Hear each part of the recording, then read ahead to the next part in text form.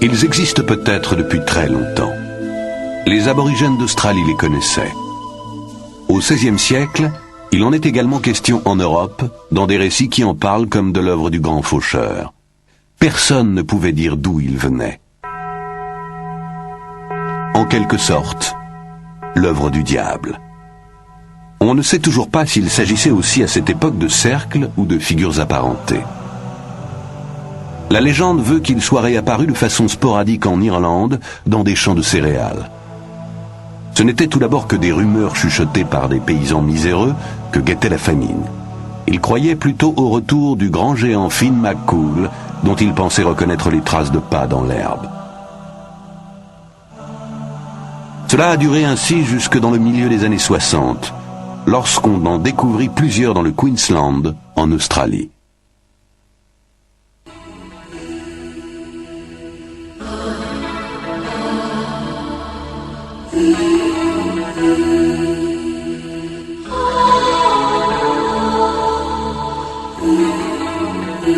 Des traces énigmatiques dans les blés. Au milieu des années 70, des cercles isolés se sont tout d'abord formés dans le sud de l'Angleterre. À une bonne heure de route de Londres, à quelques kilomètres seulement de l'une des plus grandes villes du monde, centre économique et axe de communication du monde moderne.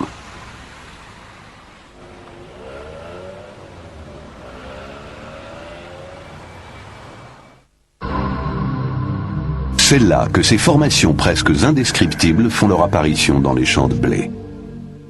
Indescriptibles dans la mesure où les hommes, dans toutes les civilisations, ont jusqu'ici été en mesure de créer des milliers et des milliers de symboles et de signes à des fins les plus diverses.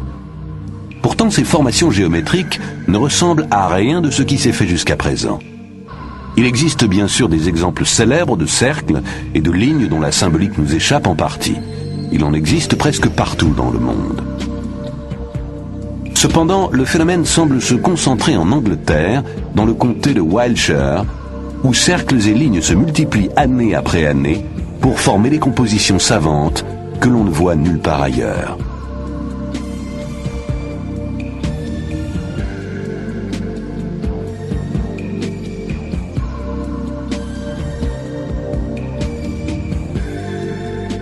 Depuis, les gens affluent du monde entier vers les localités voisines des très nombreux lieux de culte des temps immémoriaux que compte ce pays, comme Glastonbury, Stonehenge ou Avebury.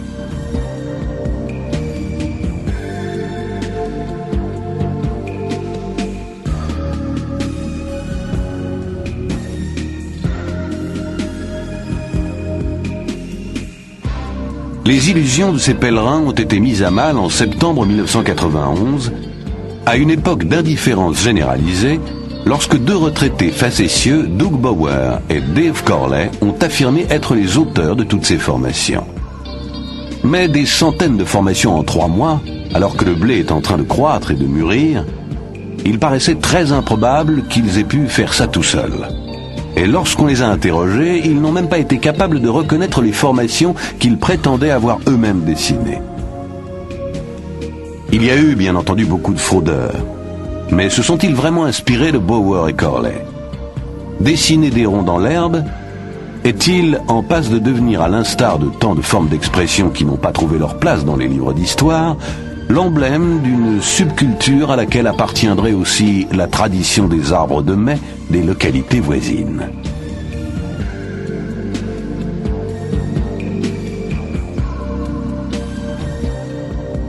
Mais comment expliquer que des signes identiques apparaissent aux 4 coins de la planète? S'agit-il d'une conspiration internationale d'étudiants en mal de distraction qui se servent d'Internet pour donner de l'ampleur à leurs mouvements secrets?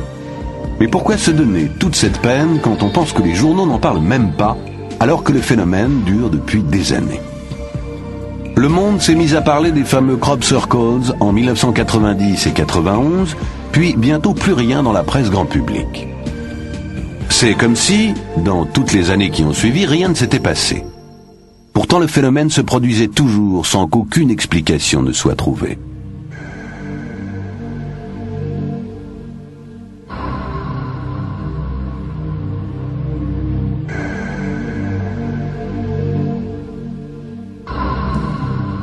Une chose est sûre en tout cas, il se passe quelque chose dans les champs.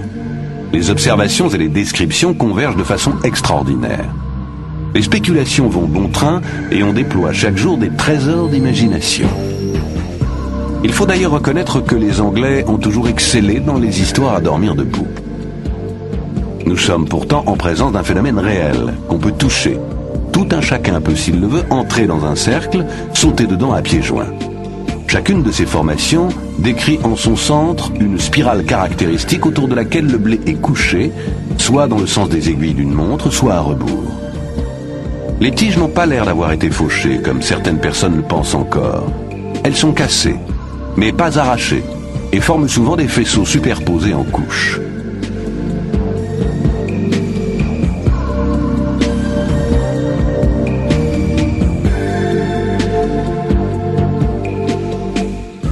En 1991, environ 250 cercles simples sont apparus, mais aussi, comme en 1990, des formations de grande taille, atteignant 240 mètres de long et présentant des formes très étranges. En 1992, on en compte 180, dont plusieurs certainement fausses. Les critères permettant de distinguer une vraie formation d'une contrefaçon sont assez difficiles à déterminer. Pour pouvoir se prononcer, il est important, semble-t-il, que les traces soient fraîches, et que personne n'ait encore pénétré à l'intérieur. Mais cela est impossible à mettre en pratique car personne ne peut dire où apparaîtra le prochain pictogramme. Cela dit, certains chasseurs de traces ont décelé des champs électromagnétiques jusqu'à 3 jours après l'apparition. Des piles qui ont en temps normal une autonomie d'1 heure et demie se vident en 10 minutes, comme si leur énergie était aspirée.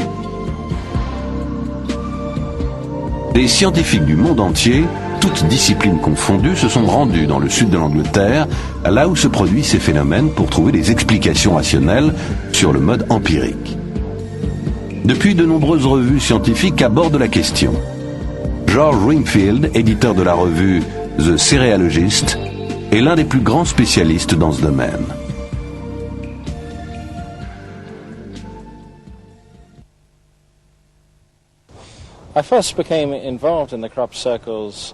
C'est en lisant un bref article évoquant la découverte de quelques cercles dans des champs de blé voisins de Westbury, dans le Warwickshire, que mon attention a été attirée par ce phénomène en août 1987.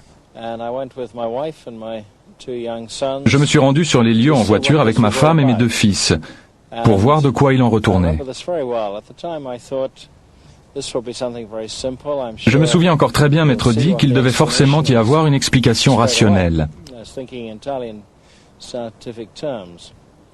De par ma formation, j'avais l'habitude de penser selon un schéma scientifique.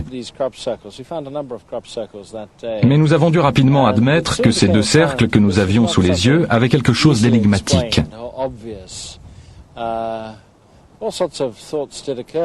Nous avons essayé toutes les hypothèses. Peut-être des vents tourbillonnants, ou un phénomène atmosphérique du même genre. Peut-être fallait-il y voir la main de l'homme. Mais nous avions l'impression que ce n'était pas de cela qu'il s'agissait. Le jour même, nous sommes allés voir une autre formation, celle-là très grande, avec 2 grands anneaux autour du centre. Pendant que je me trouvais dans le cercle, ma femme Gloria était restée avec nos 3 chiens sur un promontoire voisin, d'où elle pouvait voir la formation dans sa totalité. Elle a vu des petits éclairs bleus raser le sol pendant 2 ou 3 minutes, sans avoir la moindre idée de ce dont il pouvait s'agir. C'était simplement étrange.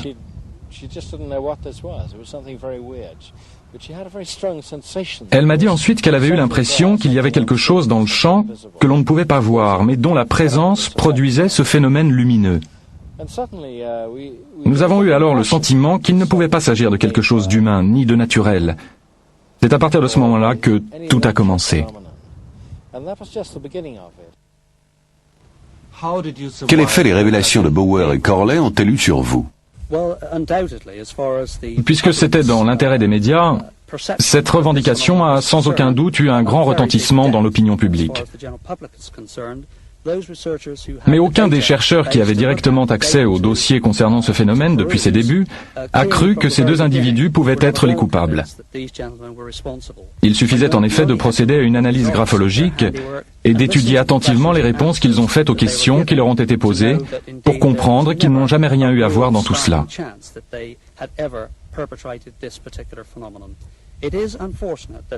Malheureusement, les médias se sont emparés de l'affaire et la nouvelle est tombée en moins de 12 heures sur les téléscripteurs des radios et télévisions du monde entier. Cette revendication de canular était elle-même un canular. La preuve en est que le phénomène continue à se produire chaque jour aux quatre coins de la planète, à raison de 5 ou 6 cercles par jour.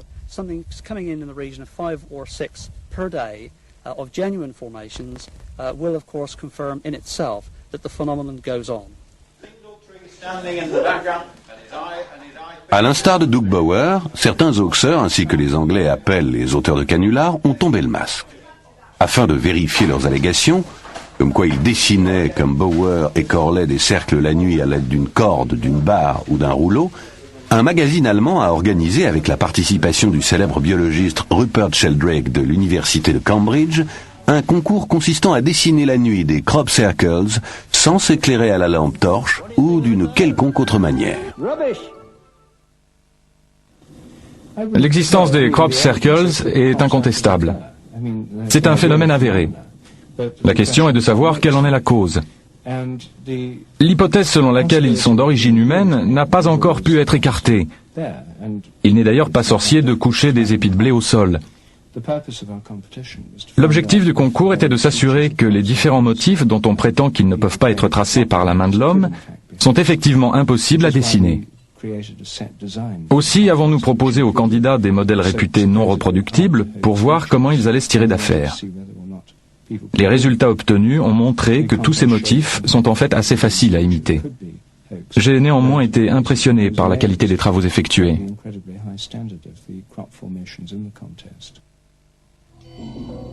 En y regardant de plus près, on s'aperçoit pourtant que les contours ne sont pas tout à fait nets, que certaines tiges sont détachées au lieu d'être simplement cassées, et que la spirale n'est pas irréprochable.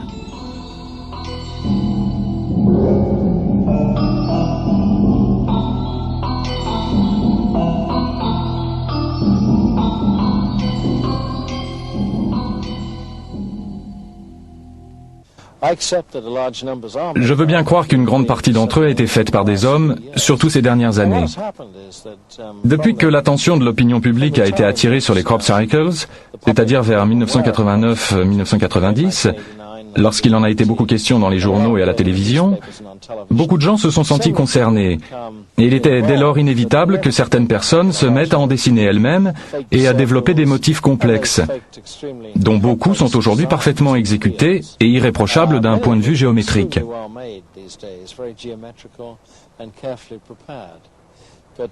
Je suis toutefois convaincu que nous avons affaire là à un phénomène inexpliqué et qui se produit, ne l'oublions pas, partout dans le monde.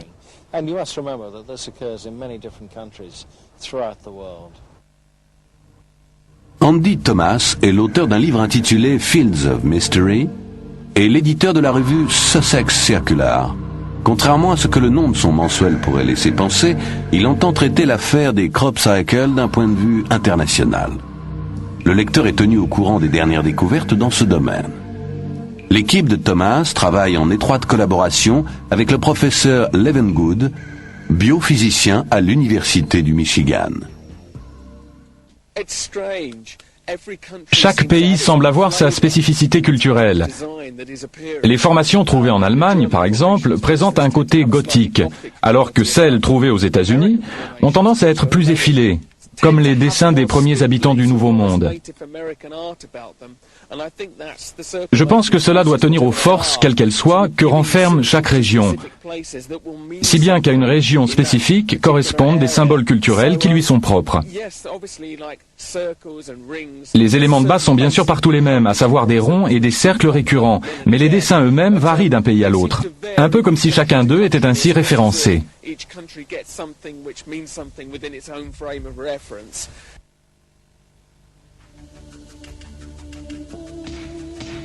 Dans les premières années qui ont suivi l'apparition des formations complexes, des projets de grande envergure ont été mis sur pied afin d'en découvrir les auteurs.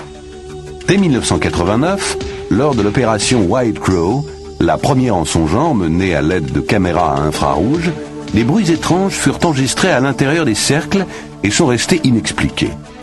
En 1990, c'était le tour de l'opération Blackbird, menée avec la participation de l'armée britannique, de la BBC et de MTV. Vint ensuite l'opération Blue Hill, puis l'opération Argus, devant permettre de déterminer les éventuelles influences radioactives et électromagnétiques. Les recherches furent menées par la branche américaine du Centre d'études des Crop Cycles, le CCCS, en collaboration avec des chercheurs de l'Université de Las Vegas et de physiciens canadiens, coordonnés par la branche britannique du CCCS.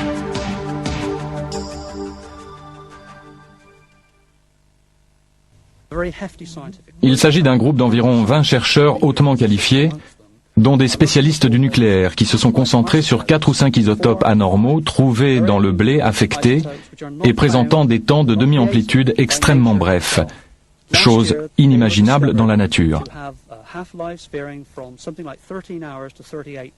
Ils ont constaté, et cela rien que sur les échantillons analysés en laboratoire, des temps de demi-amplitude allant de 13 heures à 38 jours. C'est bien là la preuve que nous ne sommes pas en présence de phénomènes naturels.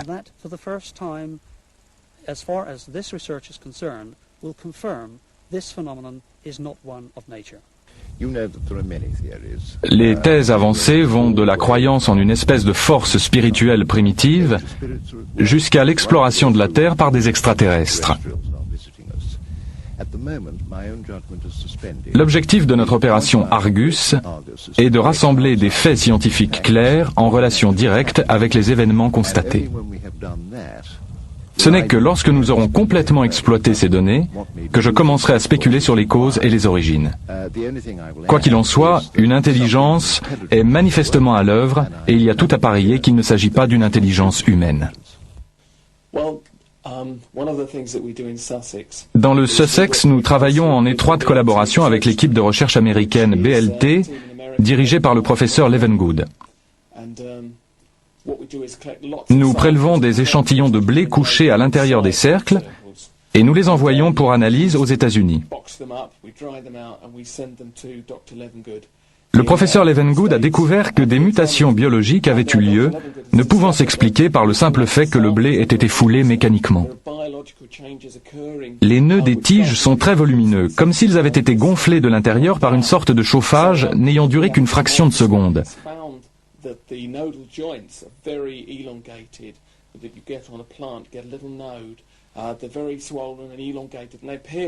Le professeur Levengood pense pouvoir, à la lumière de ces résultats, distinguer les formations réelles des fausses, c'est-à-dire faites par des humains ou dues à des phénomènes météorologiques.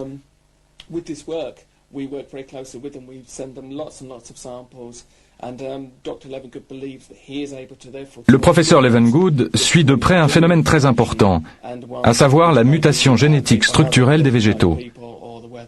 Il a découvert que les graines contenues dans les épis se trouvant à l'intérieur des cercles présentent un état des plus étranges, connu sous le nom de polyembryonie. Il s'agit d'une déviance génétique se caractérisant par la formation de plusieurs embryons dans un même épi. Mais comme il n'y a pas de production d'albumène, ces embryons ne peuvent pas germer. Les mêmes anomalies ont été constatées sur des échantillons que je lui ai moi-même envoyés d'Australie, de Tchadekin au Canada, ainsi que des États-Unis.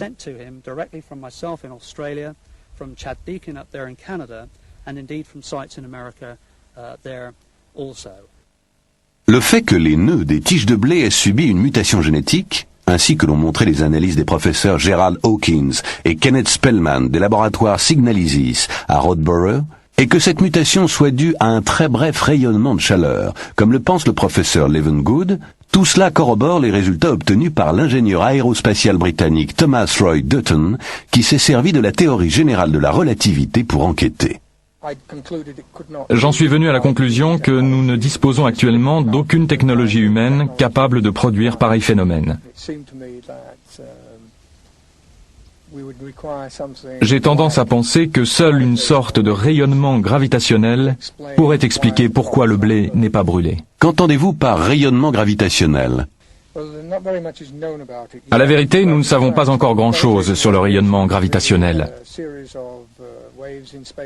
Ce qui est sûr, c'est qu'il est constitué d'une série d'ondes dans le champ spatio-temporel. Il faut se représenter l'espace-temps alternativement compressé et détendu dans une série d'ondes. Lorsqu'elle s'applique à des objets, cette alternance provoque une sorte de vibration. En ce qui concerne les crop circles, c'est, je pense, ce rayonnement pulsant, réglé sur une fréquence bien précise, qui est à l'origine des traces laissées dans les blés. La théorie générale de la relativité prévoyait le rayonnement gravitationnel, comme par exemple déclenché par un grand événement cosmique. Mais il peut y avoir d'autres causes. Plati, professeur de physique à l'université de Rome, a publié un traité où il explique qu'il tient, tout comme moi, pour possible l'obtention d'un rayonnement gravitationnel expérimental en laboratoire à l'aide d'un synchrotron ou accélérateur de particules.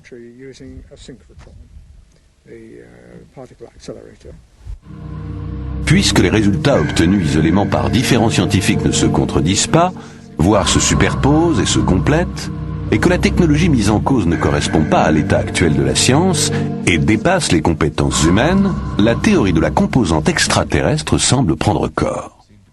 Mais parmi les personnes enthousiasmées par les crop circles, certaines sont prêtes à se contenter de la beauté des formations et de l'effet qu'elles produisent dans leur esprit.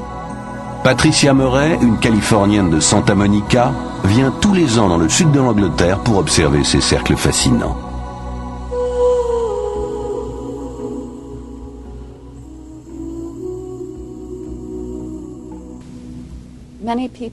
Beaucoup de gens disent des crop cycles qu'ils constituent la plus grande énigme de notre temps.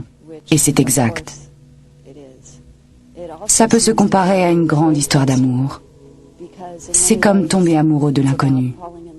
On sait prendre son propre pouvoir imaginatif, de la force qui émane de cette terre, de la nature. Quand on entre dans le crop cycle, on a l'impression de flotter dans l'espace interplanétaire. Ils viennent de quelque part, on ne sait pas d'où, ni qui ou quoi les a produits, mais ils ont l'air de venir d'ailleurs. Et pourtant, ils sont dans nos champs.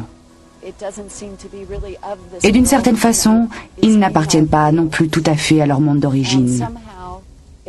On se trouve donc dans un espace sous tension, entre deux mondes.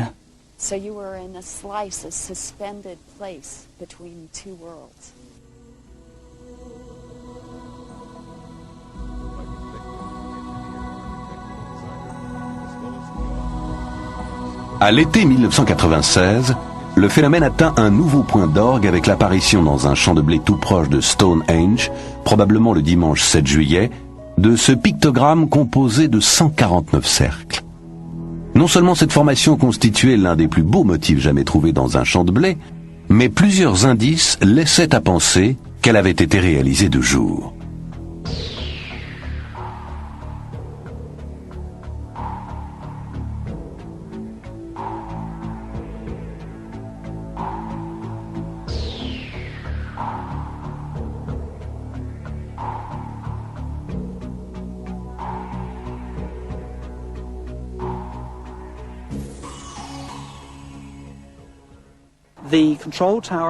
J'ai appris par le biais officiel que la tour de contrôle de Truxton avait reçu le 7 juillet en fin d'après-midi le message radio d'un pilote affirmant avoir aperçu la formation.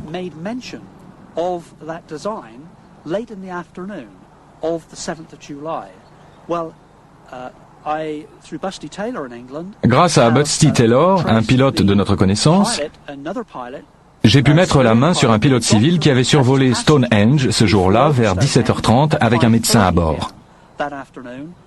Les deux hommes sont absolument certains que cette énorme formation d'environ 300 mètres de long, au dessin fantastique, n'était pas là à cette heure. Sinon, ils l'auraient forcément remarqué. Ils ont atterri à 18h15 à Truxton. Le médecin a ensuite pris la route A303 en direction de Stonehenge, et c'est alors qu'il a vu un attroupement d'automobilistes garés au bord de la route pour pouvoir admirer cette exceptionnelle constellation de crop circles. D'après les dires du pilote, Il aurait à nouveau survolé la zone une demi-heure après son premier passage, et c'est à ce moment-là qu'il aurait découvert la formation qui n'était pas encore là à l'aller. Il n'a malheureusement pas voulu témoigner devant les caméras, après les comptes rendus contradictoires et hors de propos que la presse locale a fait de ses premières déclarations. De façon générale, nous nous sommes heurtés à un mur de silence. Par exemple, à Stonehenge, les personnes chargées de surveiller les alentours immédiats, afin d'empêcher les importuns de franchir les grilles entourant le site, ont eu pour consigne officielle de ne faire aucune déclaration. Nous avons tout de même appris de sources officieuses qu'elles n'avaient remarqué aucune activité inhabituelle au cours de cette journée. Pour réaliser une formation de cette envergure, n'importe qui aurait eu besoin de plusieurs heures de travail et d'application.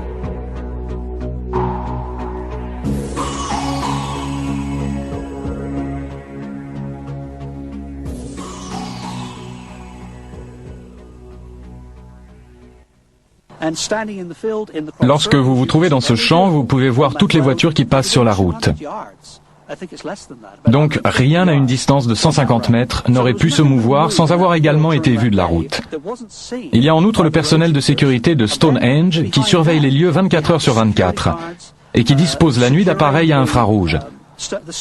Ils n'ont vu personne dans le champ.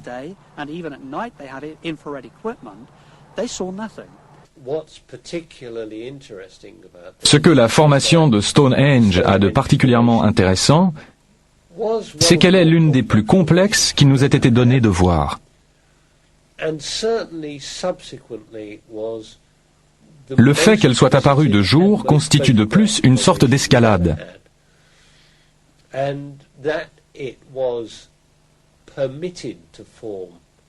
À mon avis, par là, leurs auteurs veulent attirer de plus en plus notre attention sur ces manifestations.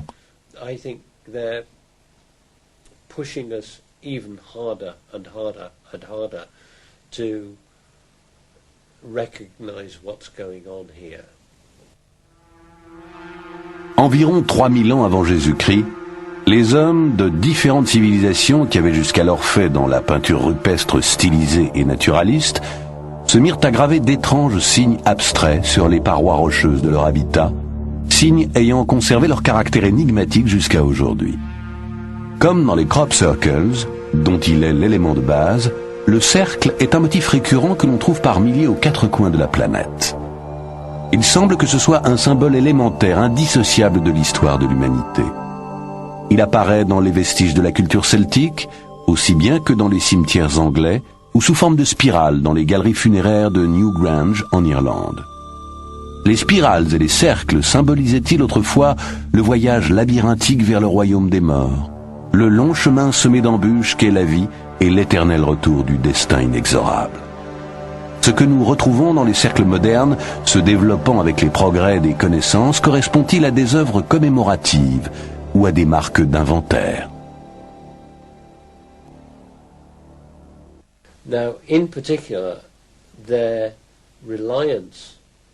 Il est très étonnant de constater dans certains cas le rapport étroit entretenu avec le nombre d'or de la peinture et de l'architecture classique, système infini de proportions constituant une autoconfirmation permanente.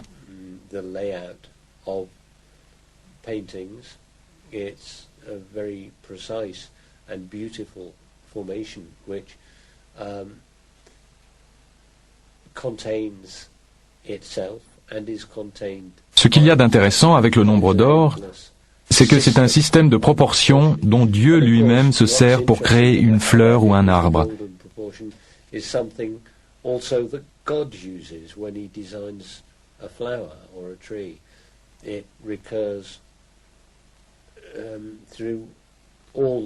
Elle se rapporte à toute créature vivante. Le nombre d'or qui se trouve dans un rapport de 1 sur 1,618 s'illustre par exemple dans le pentacle, l'étoile à 5 branches apparaissant dans tout ce qu'elle a d'unique au centre des crop circles. On la retrouve également dans la suite de nombres de Fibonacci, qui s'exprime par le nombre d'éléments que compte une formation.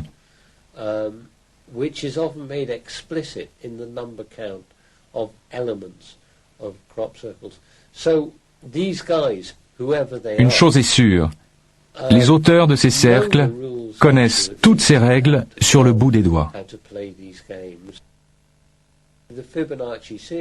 La suite de nombres de Fibonacci est une suite dans laquelle chaque terme est égal à la somme des deux termes précédents. En divisant juste avant le chiffre obtenu par le résultat de l'addition, on se rapproche de plus en plus du nombre d'or, et ainsi de la proportion 1 sur 1/618.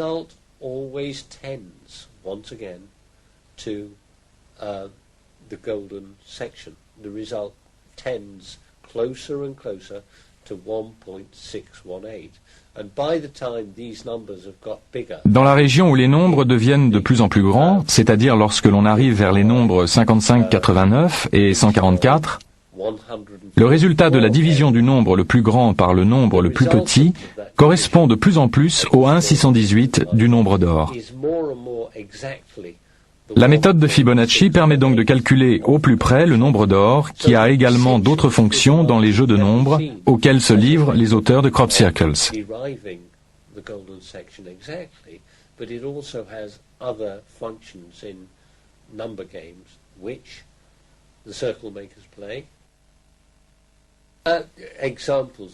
Les exemples en sont les formations reposant sur le nombre 5, comme l'étoile à 5 branches. Il n'est apparu ces derniers temps qu'une seule fois. Mais aussi la quintuple formation assez fréquente,